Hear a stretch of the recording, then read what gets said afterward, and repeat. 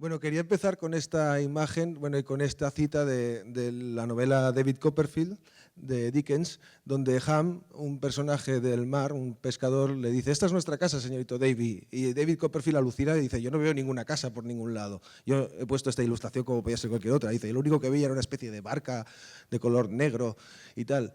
Y dice: pero no será eso de ahí. Y dice: ¿eso que parece una barca? Y dice: precisamente eso, señorito Davy, replicó Ham.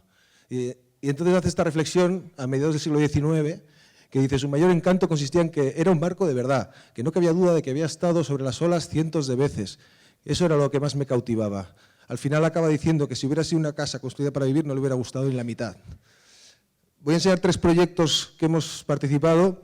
Este primero fue un encargo, una propuesta marciana, nunca mejor dicho, de un colectivo que se llama Videojoc, que surgía del InfoSpy de aquí de Barcelona, y que de repente nos vinieron diciendo: tenemos 30.000 euros y queremos construir una casa que sea autónoma, que sea como una nave espacial, que sea desmontable, que sea transportable, y además solo tenemos 30.000 euros y queremos que tenga por lo menos 100 metros cuadrados. Y dijimos: vale, vais fuerte. Entonces empezamos a buscar materiales, nos apoyamos mucho en la red de arquitecturas colectivas como método de ayuda mutua, de compartición de recursos. Entonces empezamos a reutilizar, reciclar y sobre todo autoconstruir. Y esto permitió que con un poquito más del presupuesto, 35.000 euros, construyésemos esto, que es como una cosa, que podría ser una casa, y que, bueno, que funciona. Es una práctica experimental hecha desde la ilegalidad o desde la legalidad. Está funcionando desde el 2008, 2009. Es un lugar donde se vive, pero también se trabaja, se producen residencias de tipo variado, pueden ser artísticas, pueden ser ecologistas o de cualquier modo, y sobre todo es una situación de experimentación sobre lo que es el habitar, ¿no?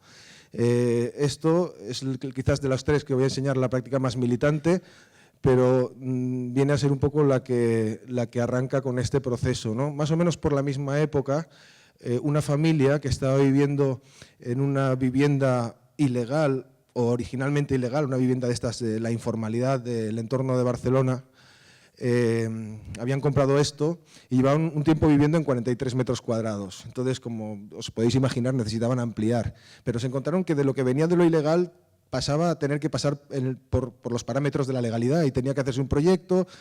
Ellos originalmente querían extenderse en horizontal, que era lo natural, y vimos que la única manera de cumplir la normativa era superponer una especie de parásito que, digamos que es una estructura completamente independiente, una estructura económica. También había una cuota de dinero fija, me parece que eran, no sé, 40 y pico mil euros así que tenían disponibles. Tanto en un caso como en el otro no intervienen los bancos, para nada. Y el reto era, bueno, que el elemento igual podía ser muy heterogéneo formalmente, pero la integración doméstica tenía que quedar clara. Entonces se mejoraba un poco la planta de abajo, pero apenas se tocaba, porque además la planta de abajo nunca ha cumplido nada que se parezca al código técnico, y entonces el elemento que se superpone se conecta mediante una escalera y al final adquiere un poco la forma que toma, ¿no? Y esta foto me gusta porque esta foto es como el saldo de Brico de Pot. Si os fijáis, todas las ventanas son diferentes, pues alguna podía ser reciclada, pero la mayor parte es aquello que dices: ¿qué hay de oferta hoy? Entonces, bueno, cada persona, cada habitación se pilla una según sus preferencias y su disponibilidad. Entonces tenemos todo tipo de elementos. Un poco en el espíritu de la vivienda, al final acababan llamando la casa con cresta, ¿no? Una casa así como un poco punky en sus planteamientos.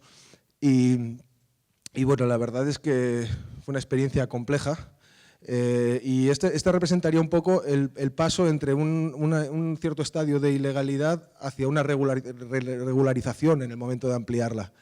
Y en este tercer caso es cuando pudimos aplicar los métodos y la experiencia de la primera vivienda que hemos visto en un entorno ya más legal. Estos son los ingredientes, que son contenedores marítimos, un stand de Red Eléctrica Nacional que había estado girando por el sur de España, elementos que sobran de aserradero o de grandes obras de infraestructura, y montamos esta obra que ya es como de más standing, ¿no? Y que para nosotros fue un ejercicio interesante porque de repente tuvimos algunos recursos más y pudimos experimentar. Esto de aquí arriba, por ejemplo, son paneles de publicidad, los típicos grandes carteles dados la vuelta y todavía tienen la publicidad mirando para arriba, ¿no?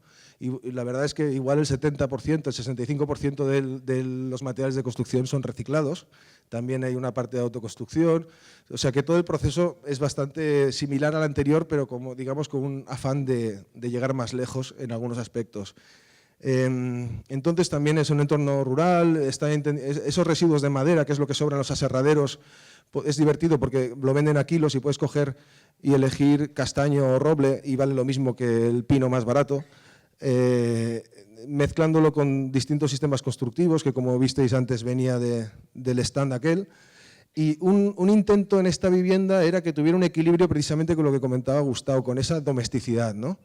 El intento, además aquí había algunos recursos más y además el programa era para una vivienda de un profesional, de alguna forma era intentar que desapareciesen hasta cierto punto los ingredientes y en el resultado final, aunque aparezcan puntualmente los restos de un contenedor marítimo o la estructura esta desmontable, que en algunos momentos es transformada, el espacio que se genere tenga un interés desde el punto de vista, digamos, arquitectónico. Entonces, por ejemplo, también en la planta de arriba, los dos contenedores que la conforman están unidos y abiertos prácticamente en su totalidad y al final es un espacio así como bastante fluido.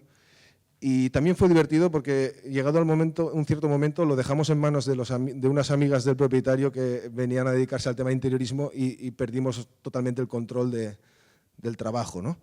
La verdad es que, bueno, no sé muy bien qué conclusiones sacar de todo esto. La verdad es que ha sido como un viaje de plantear, como decía Dickens en la novela, ¿no? A veces es interesante que la vivienda no sea una casa en el sentido tradicional y que hay cosas que se pueden convertir en casas y que al final te pueden dar un punto de afectividad por el objeto que surge, que es diferente o especial respecto digamos, del procedimiento habitual, ¿no? Y me quedo con este detalle. Aquí lo que se ve es todo reciclado, pero al final acaba adquiriendo como una coherencia, ¿no? Bueno, gracias.